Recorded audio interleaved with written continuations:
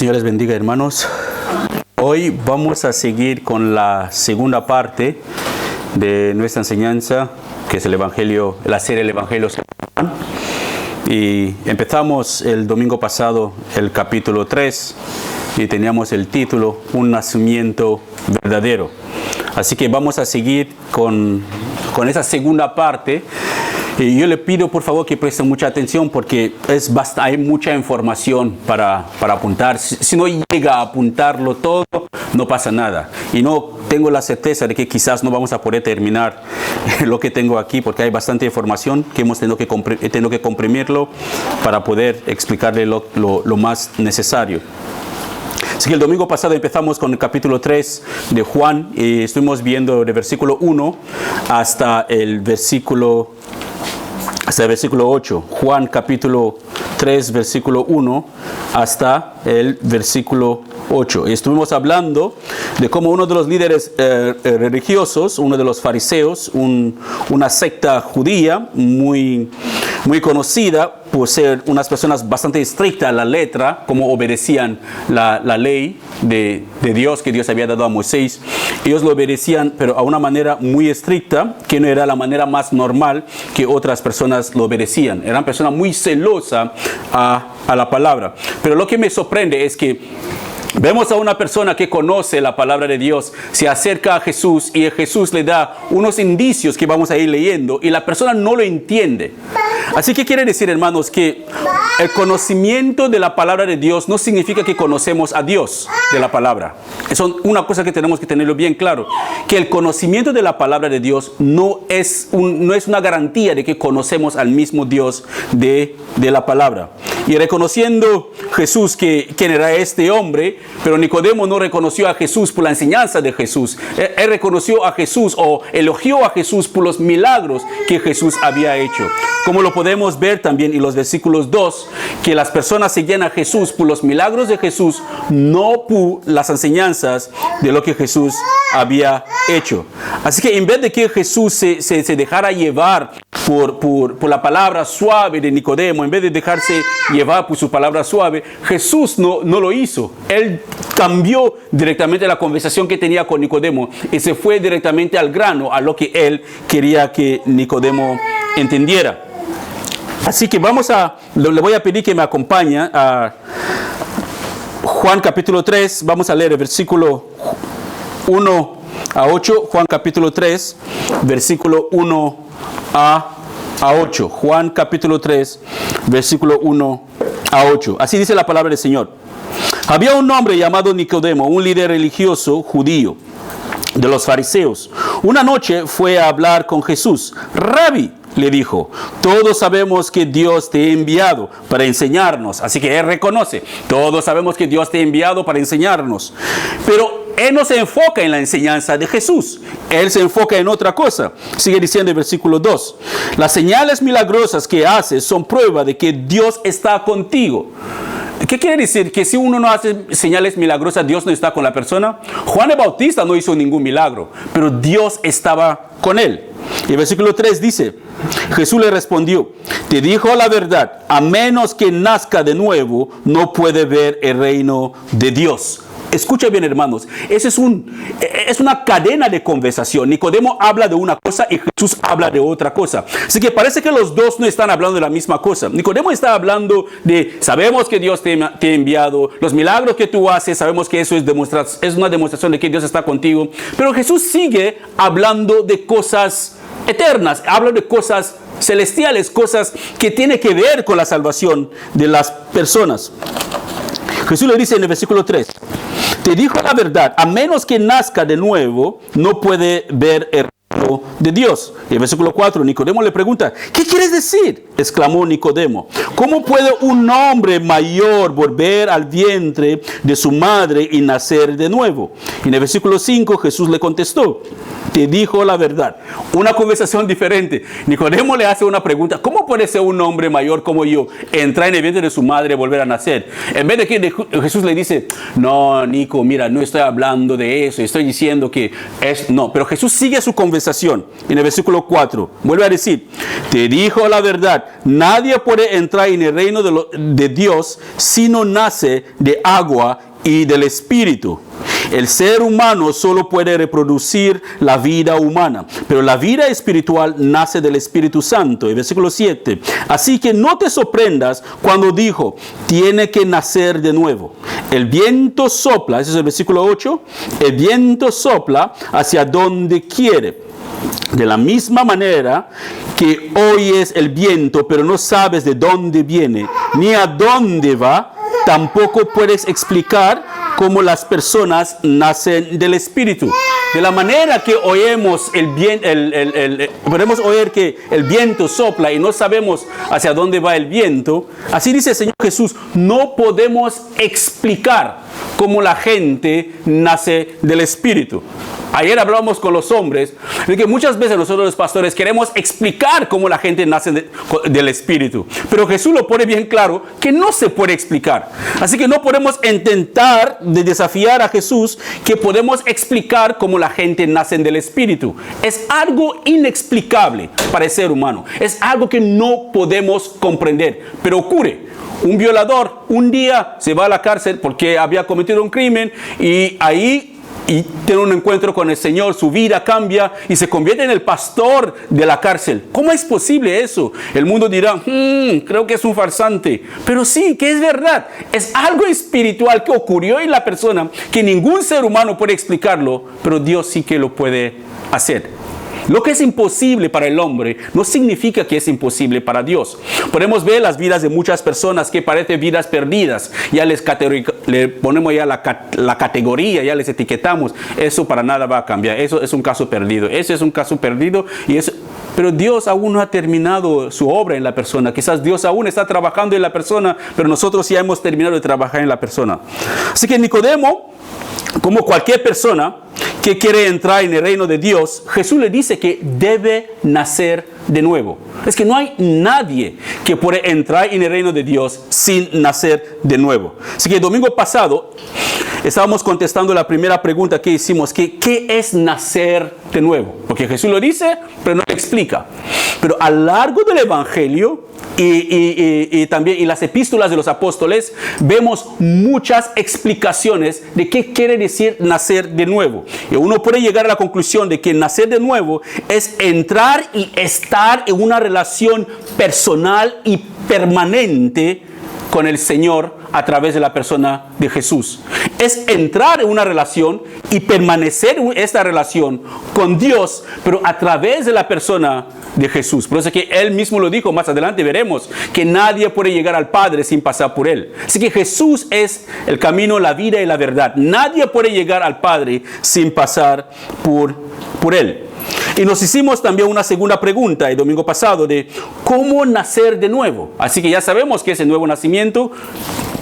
Entonces, ¿cómo lo hacemos? ¿Cómo podemos nacer de nuevo? Y de ahí entramos en 4 etapas que estuvimos viendo. Las 4 etapas que conlleva el nacimiento verdadero. No estoy diciendo que cada vez hay que hacer un tic que, vale, ya cumplí esta parte, ya cumplí esta parte. Son cosas que ocurren en nuestras vidas. En el momento de arrepentirse y en el momento de creer, son cosas que ocurren simultáneamente. Pero uno no tiene esa conciencia de que, vale, hay que seguir la primera etapa, que es esto. No, el Espíritu nos guía a cumplir esos procesos en nuestras vidas, sobre todo el arrepentimiento y el creer en el Señor Jesús, porque la fe en el Señor viene por oír la palabra de Dios. Así que cuando escuchamos la palabra de Dios, tenemos convicción de pecado. Es lo que ocurrió en el día de Pentecostés cuando Pedro predicó por primera vez. Dice que la palabra que Pedro predicó traspasó los corazones de estas personas y le preguntaron, hermanos, entonces, ¿qué tenemos que hacer? Eso es cuando una persona tiene convicción de pecado. Alguien que te pregunta, ¿qué tengo que hacer después de escuchar la palabra de Dios? Sinceramente es porque hay algo en su interior que está ocurriendo que nadie puede explicarlo, solamente el Señor lo puede revelar. Así que vemos que el proceso de nacimiento, de nuevo nacimiento conlleva primero el arrepentimiento, arrepentirse de sus pecados, no hacia el papa o hacia el cura o hacia un pastor o hacia su madre o su tía, no, es hacia Dios. pecamos contra Dios, porque el pecado es desobediencia de la palabra de Dios, el pecado es desobediencia de la ley de Dios. Así cuando pecamos, aunque sea contra un hermano o contra nuestros padres o contra un amigo, es contra Dios que estamos pecando. Y el segundo es creer en el Señor Jesucristo. Y el tercero es ser bautizado en agua y recibir el Espíritu Santo. Si miráis bien la conversación de Nicodemo y el Señor Jesús, ellos están hablando de esas tres cosas, de esas cuatro cosas en línea. Pero si no lo miramos como, mira, yo les voy a animar, hermanos, cuando leen la Biblia, nos acercamos a la palabra de Dios como ignorantes, estúpidos, que desean conocer una verdad asombrosa que nadie nunca nos puede hacer entenderla, solamente el autor inspirador de la palabra, que es el Espíritu Santo. Tenemos que acercarnos a la palabra de Dios como niños, como personas que desean comprender esas cosas, porque si yo entro en la palabra del Señor ya con mi mente ya cuadrada, que vale, yo creo esto, voy a ver si la palabra... No, es que no vamos a comprenderlo. Para poder comprender una carta que alguien escribe en chino, tiene que ser la misma persona que te lo va a explicar en chino si la persona está ahí. Tenemos al Espíritu Santo que está siempre con el creyente. Es Él quien nos revela todas las verdades del Señor si nosotros no la comprendemos. Así que de esas cuatro etapas, hoy vamos a ver el primero y el segundo si nos da tiempo. Y el primero es arrepentirse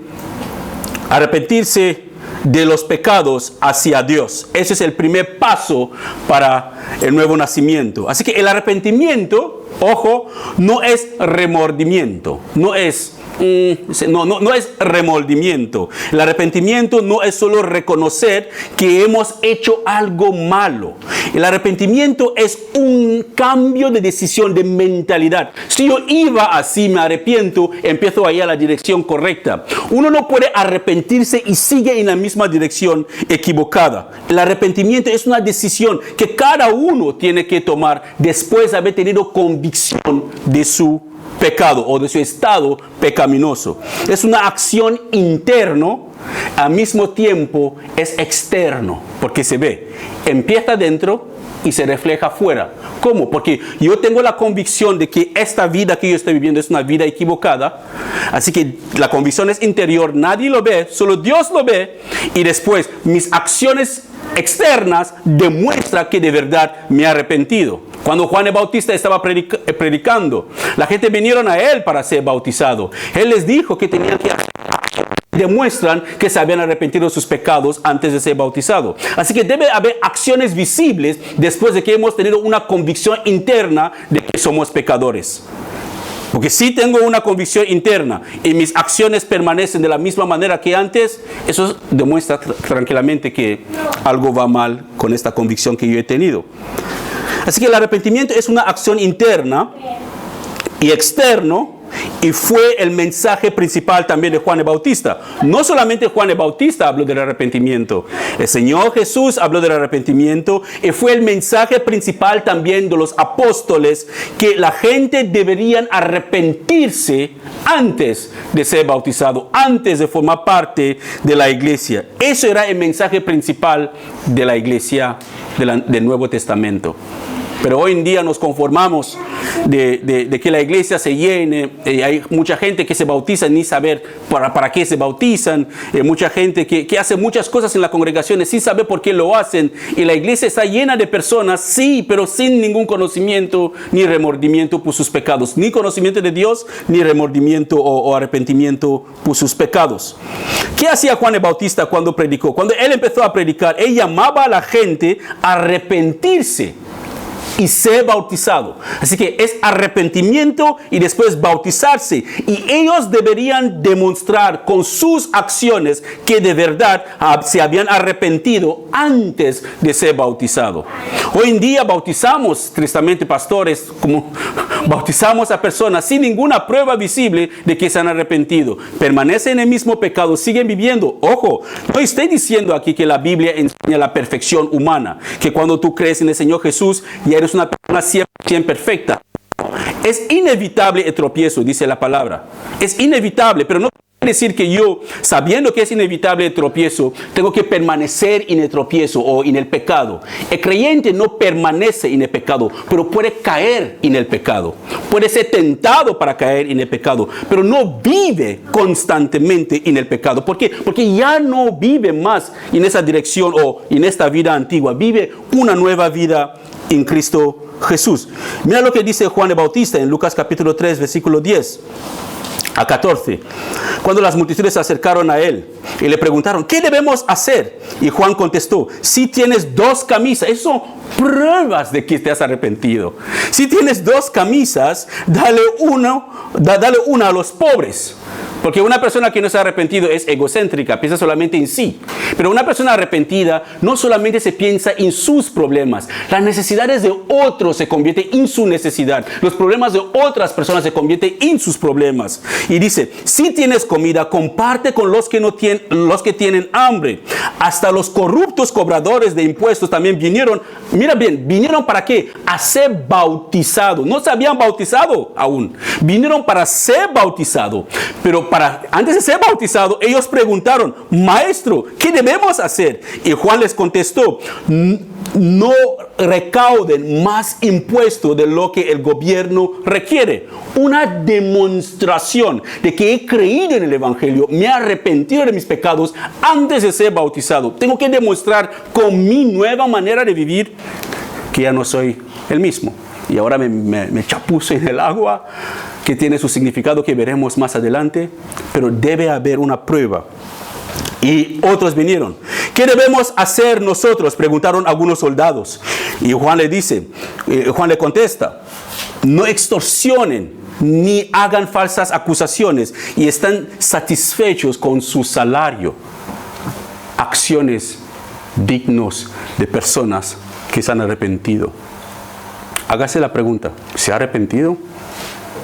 ¿O sigue viviendo de la misma manera que antes? Es que ellos deberían demostrar que se habían arrepentido de sus pecados con acciones visibles. Deberían hacer las buenas obras que Dios tenía preparado antemano. Antes que se convirtieran, Dios ya tenía esas buenas obras preparadas. Ellos deberían vivir en esas buenas obras. Pero tristemente, bautizamos a la gente sin ninguna prueba de arrepentimiento por sus pecados y ninguna prueba de su fe en Cristo Jesús. Porque si alguien se arrepiente es porque ha creído en el Señor. Nadie se va a arrepentir si no ha creído en el Señor. Así que el arrepentimiento y creer siempre van conjuntamente. Siempre va conjuntamente.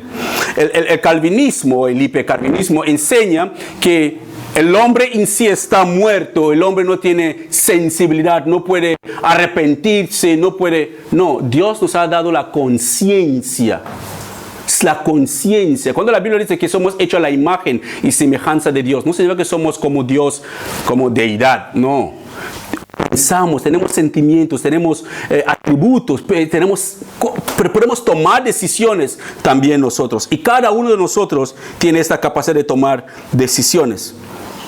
Así que es el deber de todos los pastores y líderes de la congregación asegurarse que los que quieren bautizarse deben ser pecadores arrepentidos de sus pecados.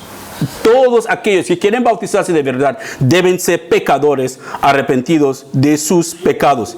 También el día de Pentecostés, cuando descendió el Espíritu Santo, a los 120 que estaban en el aposento alto, los discípulos que estaban ahí orando, y dice en Hechos capítulo 2, Hechos 2, 37 a 38, que cuando descendió hubo esa lengua de fuego sobre su cabeza, empezaron a hablar en idiomas que el Espíritu le daba la capacidad de hablar, y la gente se mofaba de ellos que estaban borrachos. Y dice Hechos 2, 37 a 38, que Pablo les predicó, en Hechos 2, Pablo les predicó que no, eso no es cierto, es que mira, como decía el profeta Joel, es lo que está pasando, Dios ha derramado su Espíritu y tenía que arrepentirse de sus pecados. Y dice, la predicación de Pablo, dice, las palabras de Pedro traspasaron el corazón de ellos. Es que las palabras que Pedro predicó ese día de Pentecostés traspasó los corazones de ellos. ¿Y ellos qué hicieron al respecto? ¿Cómo respondieron? Dice, quienes le dijeron a él y a los demás apóstoles, hermanos, ¿qué debemos hacer? La misma pregunta que la gente preguntaron a Juan el Bautista cuando se acercaron para ser bautizados. ¿Qué debemos hacer?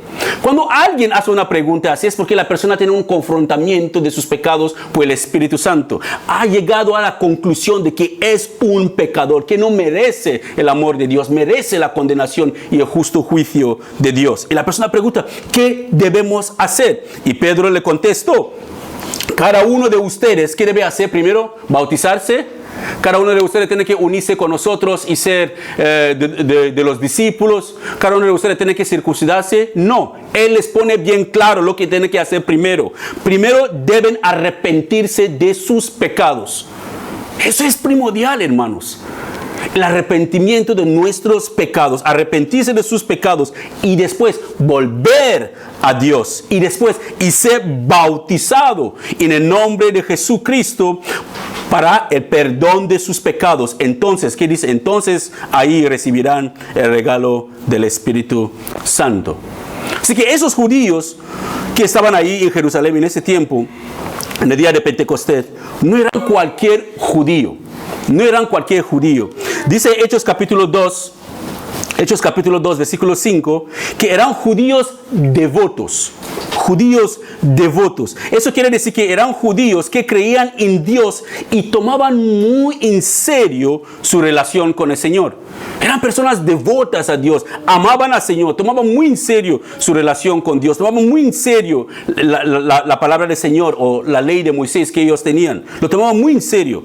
Ellos habían llegado a Jerusalén conforme a la ley de Moisés. Habían venido para celebrar la fiesta de Pentecostés, que también se conocía como la fiesta de las semanas. Y el Pentecostés normalmente se celebraba 50 días después de la Pascua. Así que 50 días después de la Pascua. Así que si hacemos los cálculos, podemos decir que este día era como el día 47 o...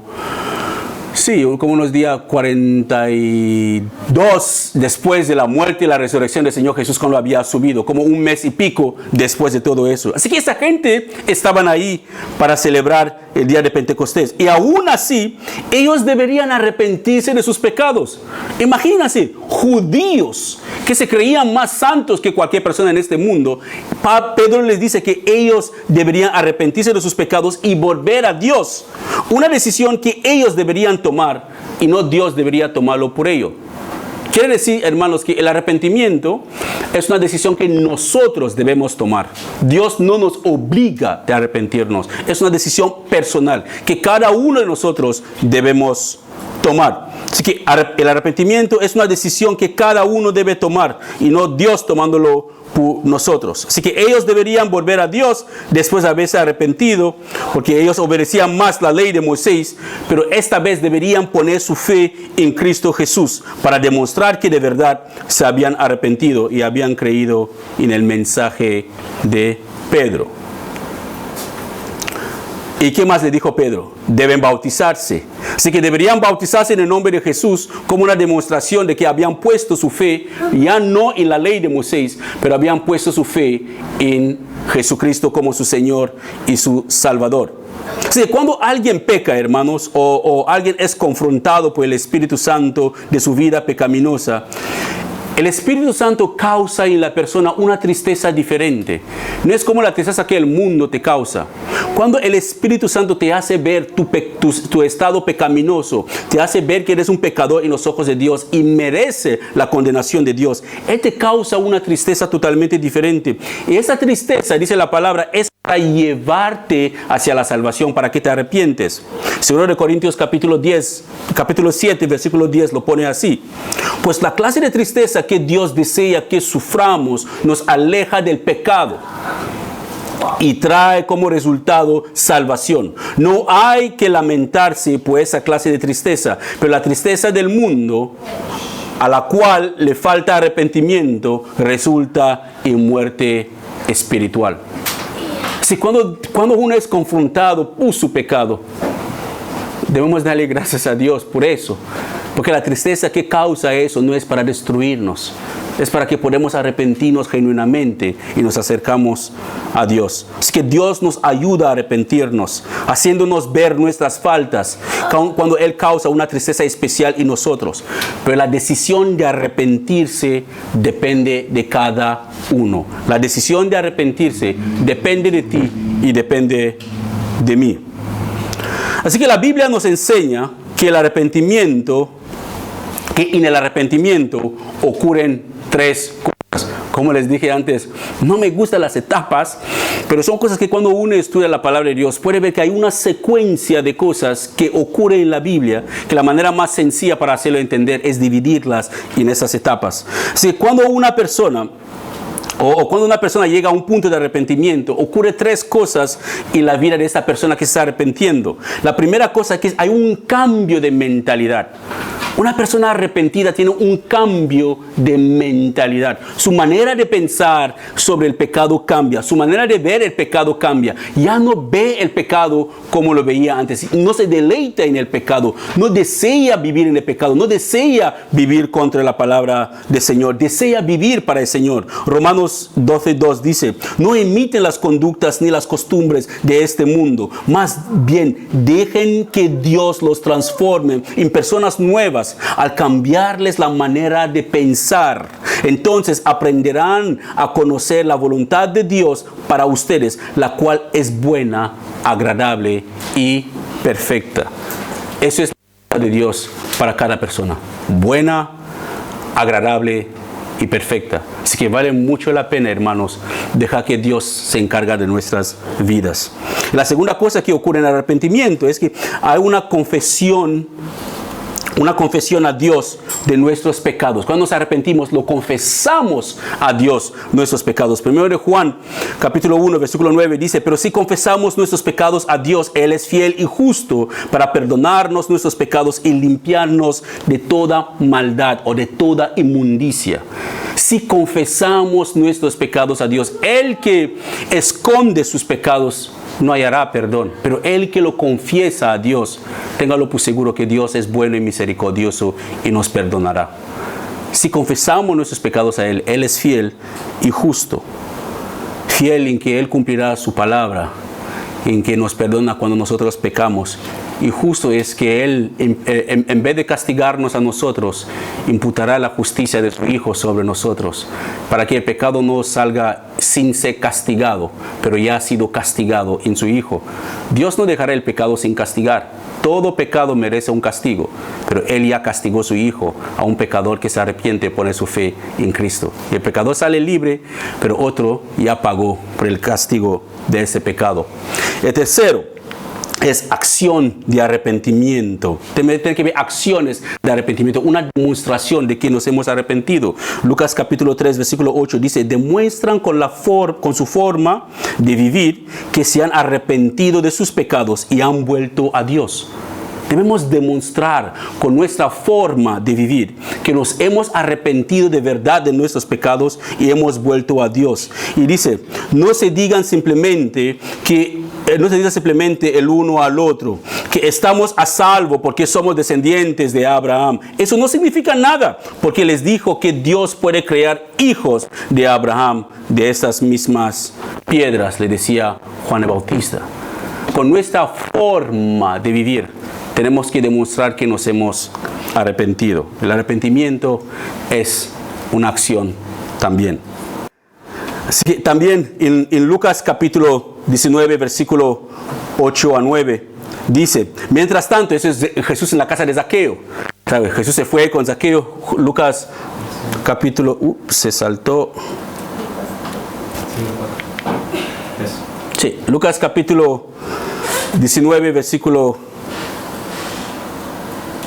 8. Sí, Lucas capítulo 19, versículo 8 a 9. Dice, mientras tanto, Zaqueo se puso de pie. Eso es cuando Jesús le dijo a Zaqueo, Zaqueo, baja, hoy come en tu casa. Y dice, cuando llegaron a la casa de Zaqueo, Zaqueo no solamente se sentó ahí con Jesús, llamó a sus amigos pecadores como él, personas de mala fama, llamó a sus amigos. Hermanos, eso es la demostración de que cuando uno se arrepiente, busca a tus amigos que no conocen a Jesús, tráeles a los pies de Cristo, tráeles a Jesús también. De que mientras tanto Zaqueo se puso de pie delante del Señor y dijo, Señor, daré la mitad de mi riqueza a los pobres, y si estafé a alguien con sus impuestos, le devolveré 4 veces más. Jesús respondió, la salvación ha venido hoy a esta casa, porque este hombre ha demostrado ser un verdadero hijo de Abraham. Se había arrepentido. Hay cosas en el arrepentimiento, hermanos, cuando nos arrepentimos, que podemos rectificar. Hay otras cosas que ya no tienen solución, que no se puede rectificar. Hay cosas que podemos retroceder y corregir. Hay otras cosas que tenemos que seguir adelante porque no hay manera de volver atrás y corregir las acciones que hicimos antes. Pero ya pasó. Pero hay algunas cosas que dependen de nosotros. Como Zaqueo tenía que devolver, aún tenía el dinero de la gente que había estafado. Podía retroceder y devolver ese dinero a las personas. Una demostración que se había arrepentido. Pero los que suponemos que había personas que ya estaban muertas y no tenían familiares y no podía retroceder y dejarle el dinero en la tumba de esas personas porque son acciones incambiables, ya no se puede cambiar más. Pero las personas que aún estaban ahí, él pudo haber regresado a esas personas y devolver el dinero. Hechos 26:20 también nos dice, primero les prediqué a los de Damasco, luego Jerusalén y por toda Judea, y también a los gentiles, que todos tienen que, es Pablo hablando, que todos tienen que arrepentirse de sus pecados y volver a Dios, y demostrar que han cambiado por medio de las cosas buenas que hacen. Se arrepienten, vuelven a Dios, y por medio de las cosas buenas que hacen, por la nueva vida en Cristo Jesús que tienen, por las cosas que ellos van viviendo ahora, demuestran que se han arrepentido. Así que una persona arrepentida no puede seguir viviendo en el pecado. No puede. ¿Puede caer una tentación? Sí, es probable, es posible. Pero una persona arrepentida no vive constantemente en el pecado. El pecado ya no tiene deleite para esa persona, porque la persona confiesa sus pecados a Dios y ya se acabó y sigue adelante. Hablaba, una de las cosas que a veces nos cuesta creer. Señor, ¿te acuerdas lo que te decía la semana pasada, que me perdona por lo que había hecho? Es como Dios te pregunta, pero ¿de qué hablas? ¿La semana pasada? ¿Qué hiciste la semana pasada? Hermanos, cuando uno confiesa sus pecados a Dios, Dios te ha perdonado. No pensamos que la incredulidad o viene a decirte que ese pecado es demasiado grande, tendrá que confesarlo 10,000 veces para que Dios te perdone. No, cuando lo confiesas de verdad en tu corazón, lo crees que de verdad te arrepientes, déjalo ahí y sigue. La confesión no es que me confesé ayer a Dios y esta, es continuo, porque cada día fallamos a Dios. Cada día no le amamos tanto como deberíamos amarle. ¿Cuántas personas pasaron 8 horas orando hoy? Pero ¿cuántas personas pasaron 8 horas haciendo otras cosas hoy? Todos somos culpables de eso. Así que es imposible que vivamos la vida perfecta que Dios quiere que nosotros vivamos. Así que cada día tenemos que, gracias por tu gracia, escucha bien, hermanos, hasta en el cielo o en la nueva tierra, viviremos en la eternidad siempre por pura gracia y misericordia. La eternidad será por pura gracia. La gracia de Dios es para siempre. Nadie merece la eternidad que Dios tiene para nosotros. Como dice la palabra, son cosas que ojos no han visto, ni han subido ojos no han visto, ni oídos oír, ni han subido en los corazones de los hombres. Es lo que Dios tiene preparados para los que le temen. Así que todas las cosas que Dios tiene preparados para las personas que le temen es por pura gracia, porque Él es así. Un Dios misericordioso, bondadoso, un Dios justo. Sigamos. Así que la persona debe vivir o debe cambiar su manera de vivir. Su nueva vida debe demostrar que de verdad se han arrepentido de sus pecados. Nos da tiempo de entrar en el segundo punto. El segundo punto es creer en el Señor Jesucristo. Debemos creer en el Señor Jesús. Recuerda, el arrepentimiento y creer son dos cosas que ocurren simultáneamente. Porque uno no puede arrepentirse si no haber escuchado la palabra y creído en esta verdad. Así que nos arrepentimos y creemos en el Evangelio. Así que el segundo paso para entrar en el reino de Dios, después de arrepentimiento, es creer en el Señor Jesús. Y creer en el Señor Jesús no es creer en su existencia. No es creer que Jesús existe.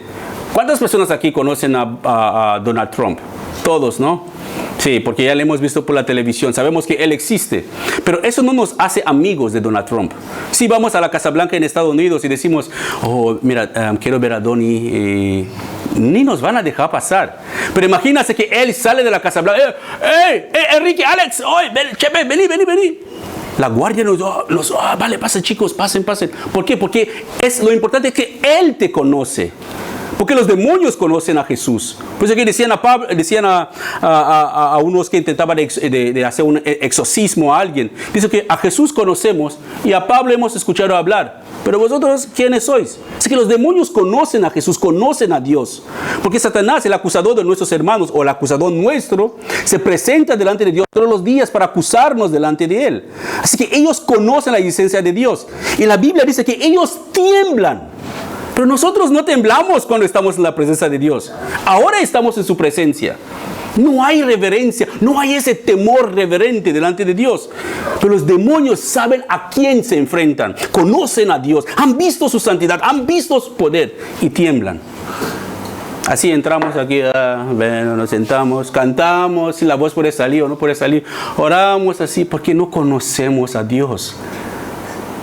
Si conociéramos a Dios, hermanos, haremos cosas que el mundo nos mirará y que están locos. Sí, estamos locos porque conocemos el poder de Dios que obra en nosotros.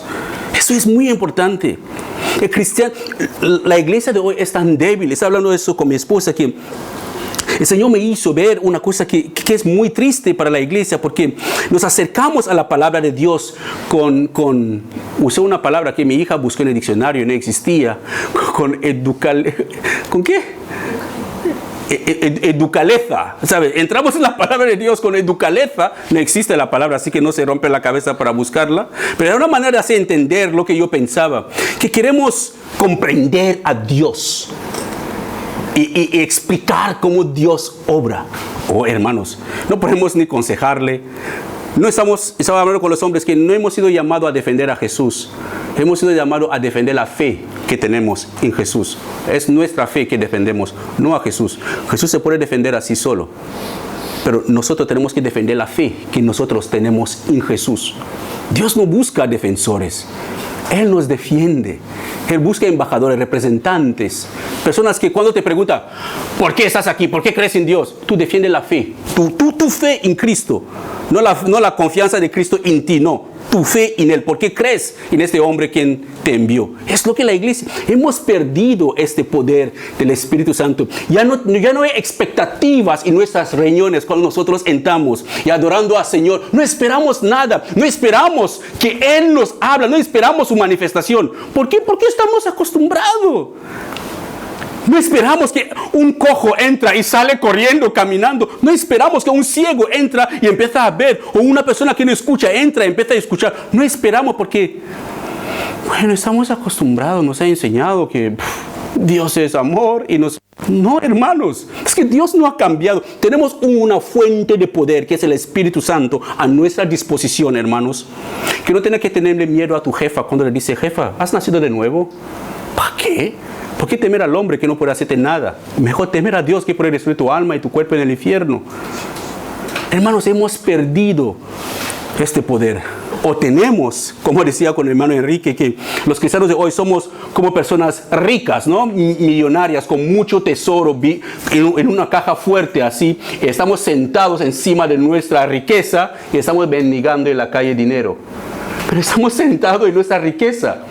Tenemos una fortuna en Cristo Jesús, espiritualmente hablando. Pero estamos ahí, una moneda, por favor. Pero tenemos ahí todo el tesoro a nuestra disposición. Por eso que no evangelizamos. Por eso que no predicamos la palabra a otras personas. Porque nos preocupa más que van a pensar de nosotros, si estamos chalados o locos. Por eso que cuando venimos para traer a la gente para el día de oración, es como... Esta mañana hablaba con el pastor Valeri de los hermanos ucranianos que se congregan aquí por la mañana. Él me decía, hermanos, no sé qué voy a hacer. No hay hombres. Es que somos dos. Es que no eres el único. Todos los pastores con quien he hablado lloran. No hay hombres en sus congregaciones. ¿Dónde están los hombres? Es que, hermanos, solamente las mujeres, y en todo solo son mujeres. No hay hombres. Vienen una vez cuando la luna sale azul, pero ya no vienen. ¿Por qué? Porque no sabemos el poder que tenemos en Cristo Jesús. No, este poder que resucitó a Jesús de la muerte, no la conocemos. ¿Por qué? Porque este libro es cuarta opción cuando estamos aburridos. Si pudiéramos pasar tiempo en este libro, oh hermanos, no vas a ser perfecto, no lo crees, ni yo soy perfecto. No vas a ser perfecto, pero vas a saber en quién has confiado. Vas a saber para qué vives tu vida, para qué te esfuerzas, para qué te cansas, cuál es tu rumbo en la vida, hacia dónde vas, cuál es el propósito por el cual te levantas por la mañana y te duermes por la tarde. ¿Para qué? Es porque no sabemos qué tenemos. Que el Señor nos da esta capacidad para comprenderlo. Así que creer en el Señor Jesús no es creer en su existencia, porque los demonios también creen que Él existe y tiemblan. Creer en el Señor Jesús no solamente es estar de acuerdo con sus enseñanzas o que la Biblia es la palabra de Dios. Eso no es creer en el Señor Jesús. La fe que salva, o la fe en Jesús que salva, es creer en la persona de Jesús y en lo que Él hizo. No solamente lo que Él hizo, lo que Él está haciendo, no lo que Él hizo y está haciendo, y también cree en lo que Él hará. Es una fe continua, progresiva y creciente. Esa es nuestra fe en Cristo. Empezamos el cristianismo como bebés. No entendemos, preguntamos, ¿qué quiere decir Dios hizo esto? Así empezamos todos. Pero vamos creciendo cada día. Vamos viendo la misericordia de Dios en nuestras vidas. Mientras que pasamos tiempo con la palabra, vamos creciendo en el conocimiento y comprensión del plan y propósito de Dios para nuestras vidas. Y vamos creciendo. Es una fe constante, creciente y continua.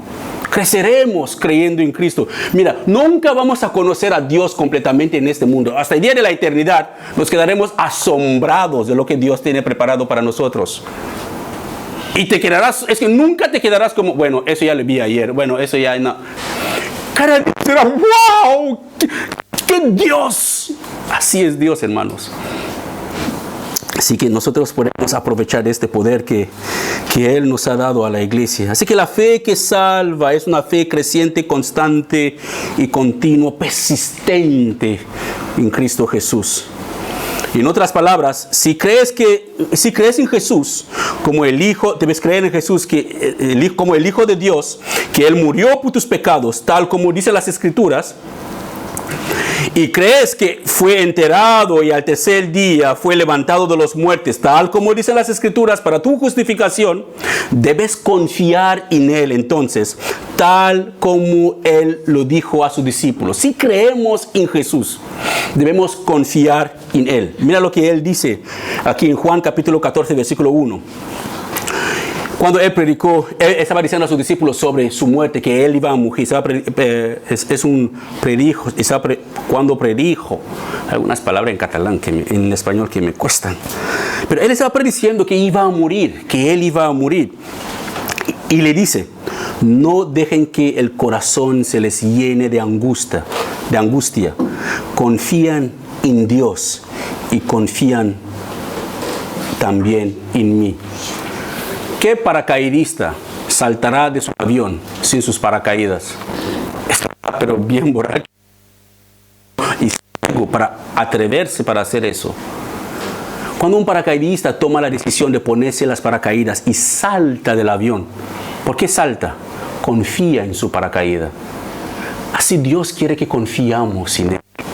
Debemos confiar en Jesús, que Él es el autor y el consumador de nuestra fe. Él nos creó, sabe lo que necesitamos, suplir nuestra necesidad. Él sabe lo que nosotros necesitamos. Solo debemos confiar y depender de Él. Nuestros hijos, ¿acaso se preguntan lo que comerán mañana? por la noche para saber, ¿dónde voy a sacar dinero? No, ellos ni saben dónde sacamos el dinero, pero se levantan por la mañana, desayunan y regresan por la tarde, comen y viven gratis. No saben ni dónde sacamos el dinero para pagar el alquiler, la luz y todas las demás cosas. Exigen cosas que no queremos darle, lloran y brincan y esas cosas. Confían en sus padres, dependen de sus padres. Por eso que ellos se van a dormir tranquilamente, mientras que los padres están ahí. Cariño, ¿qué hacemos? ¿Qué compramos a la niña o qué compramos al niño? La mente trabajando, ellos descansan. Así Dios quiere que descansemos en Él, que no nos preocupemos, no diciendo que tenemos que ser descuidadosos, porque los niños se duchan, hacen otras cosas, se apartan de otras, escuchan los consejos de sus padres y lo obedecen. Así debemos escuchar lo que dice la palabra del Señor y obedecerla y vivir conforme a ella, pero descansamos en Él. ¿Por qué? Es un vuelo, es como cuando entramos en un avión, no conocemos al piloto, pero cuando escucha dice, bienvenido a bordo, soy el comandante tal, y si nos dice, bueno, como les dije, estoy borracho ahora, nadie subirá más, bajaremos. Pero sin conocer el piloto, nosotros subimos en un avión. No importa lo que él diga, nos garantiza un vuelo bien, pero al final los aviones algunos se estrellan.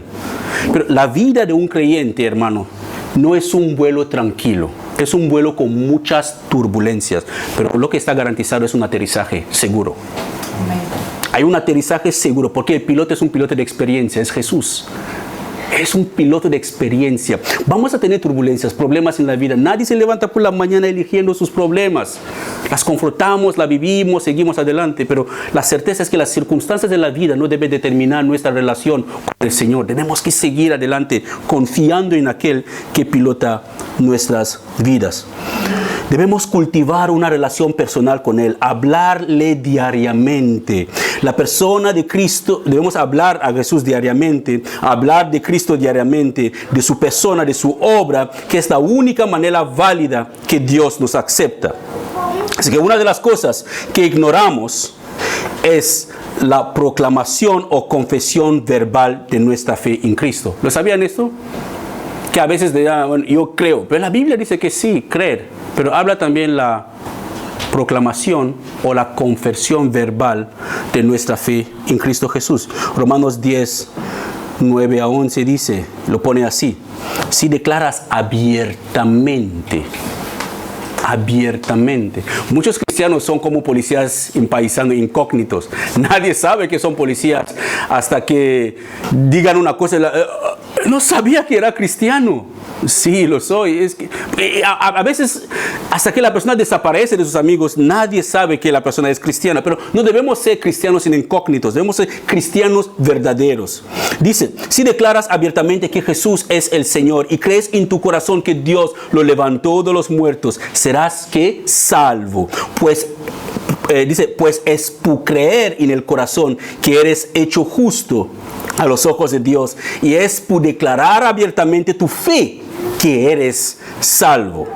Pero no solamente decir que yo voy a declarar abiertamente que soy creyente y creo en Jesús, eso ya me llega, ya tengo la salvación sellada. No, es interior primeramente y después exterior. Conlleva el arrepentimiento primero antes de seguir con creer y seguir adelante. Dice, como nos dice las Escrituras, todo el que confía en Él, ¿en quién? En Jesús, en Dios, jamás será avergonzado. Jamás será avergonzado. Ahora la gente puede reírse de ti, que eres un cristianito. ¿Qué más da? En el mundo tendremos persecuciones, dice el Señor Jesús, pero que no tememos, Él ya venció el mundo. Se van a reír de ti tus amigos en la escuela, se van a reír de ti tus compañeros de trabajo, tus familiares. Mucha gente se van a mofar de ti por haberte convertido a Cristo. Pero grande es tu galardón en el cielo si permanece firme hasta el final. Así que nuestra fe debe ser expresada de dos maneras: hablando a Jesús en oración y hablando de Jesús a otros. Hablando a Jesús en oración y hablando de Jesús a otros. Eso es lo que todo creyente verdadero debe hacer. Todo creyente verdadero. También creer en el Señor Jesús es con hechos, acciones visibles. Debemos demostrar que hemos creído. Lo pone así Santiago capítulo 2, versículo 14 a 26. Es bastante largo. Lo pone así. Amados hermanos, ¿de qué le sirve a uno decir que tiene fe y si no lo demuestra con sus acciones? ¿Puede esa clase de fe salva a alguien? Supongamos que ven a un hermano o una hermana que no tiene de qué comer ni con qué vestirse y uno de ustedes le dice: adiós, que tengas un buen día, abrígate mucho y aliméntate bien, pero no le da ni alimento ni ropa. ¿Para qué les sirve? 17 dice: ¿cómo pueden ver? La fe por sí sola no es suficiente. La fe por sí sola no es suficiente, a menos que produzcas buenas acciones. Está muerta y es inútil. Ahora bien, versículo 18, ahora bien, alguien podría argumentar: algunas personas tienen fe, otras buenas acciones, pero yo les digo: ¿cómo me mostrarás tu fe si no haces buenas acciones? Yo le mostraré mi fe con mis buenas acciones. Así que la fe con las buenas acciones siempre van conjuntamente. Si tengo fe, actúo de la manera correcta. Si no tengo fe, si tengo fe de labios, como el hermano Chipe nos gusta decir, don de labio, ¿sabes? No, mis acciones no están directamente relacionadas con lo que yo proclamo. Pero si yo tengo fe, mis acciones están directamente relacionadas con lo que yo digo que soy en Cristo Jesús. El versículo 19 dice: tú dices tener fe porque crees que hay un solo Dios. Bien hecho, aún los demonios lo creen y también aterrorizados y tiemblan aterrorizados. Y el versículo 20, ¡qué tontería! ¿Acaso no te das cuenta de que la fe sin buenas acciones es inútil? Le estaba pasando. Vale. Es inútil. El versículo ahora 21. 21 dice: ¿no recuerdas que nuestro antepasado Abraham fue declarado justo ante Dios por sus acciones cuando ofreció a su hijo Isaac sobre el altar? Ya ves, su fe y sus acciones actuaron en conjunto. Sus acciones hicieron que su fe fuera completa y así se cumplió lo que dicen las Escrituras. Abraham le creyó a Dios y Dios lo consideró justo debido a su fe. Incluso lo llamaron amigo de Dios. Como puede ver, se nos declara justos a los ojos de Dios por lo que hacemos y no solo por la fe. Rahab la prostituta es otro ejemplo. Fue declarada justa ante Dios por sus acciones cuando ella escondió a los mensajeros y los ayudó a regresar sin riesgo alguno por otro camino. Así como el cuerpo sin aliento está muerto, así también la fe sin buenas acciones está muerta. ¿Tienes fe? Demuéstrame con tu manera de vivir. Demuéstrame con tus acciones. Es lo que dice la palabra. Así que la fe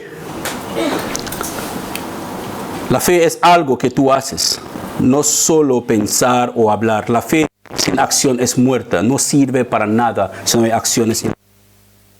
¿Cuándo creísteis? Eso es una pregunta que quiero hacerlo a cada hermano. ¿Cuándo creísteis en Jesús por última vez? ¿Cuándo creísteis en Jesús por última vez? Es decir, ¿cuándo tomaste una decisión arriesgada o una decisión loca por Jesús? Si crees en Jesús, ¿cuándo tomaste una decisión arriesgada por Jesús? Eso es tener fe. Crees en Él y tomas una decisión arriesgada que le trae gloria a su nombre. Así que nuestra vida segura es una barrera para que actuamos. Es una barrera, nuestras comodidades. No queremos salir de nuestra zona de comodidades. Y es una barrera también para que nosotros vivimos la vida de fe que Dios espera de nosotros. Por eso las iglesias occidentales, hermanos, están completamente muertas. Estamos terminando. Las iglesias occidentales están completamente muertas porque confesamos y no actuamos. O actuamos sin tener fe. O adoramos a un Dios que nosotros ni conocemos. También, aunque decimos tener fe en Cristo y cumplimos todos los demás aspectos de la fe que hemos visto, no nos serviría para nada, hermanos, si nuestra fe no es continua. ¿Qué quiere decir? Eso quiere decir que tu fe de hoy es para hoy, no te va a servir para mañana. Hay que seguir creyendo todos los días. La fe de hoy es la fe de hoy. La fe de mañana hay que seguir creyendo. Es una fe constante y progresiva y creciente. Nuestra fe debe ser constante, progresiva y creciente. Cada día debemos seguir creciendo en el conocimiento, en el amor, en la dependencia total de Dios. Nadie elegirá sus problemas. Nadie, pero vendrán.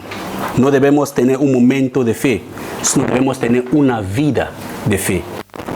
Un momento de fe, pero debemos tener una vida de fe. Debemos seguir confiando y creyendo en Jesús sin importar las circunstancias de nuestras vidas. Debe ser una fe continua, una fe creciente, una fe activa, una fe persistente. Solo aquellos que permanecen firmes en su fe en Cristo Jesús serán salvos. Nosotros que decimos que tenemos fe en Cristo Jesús, no somos de los que se retroceden o que abandonan.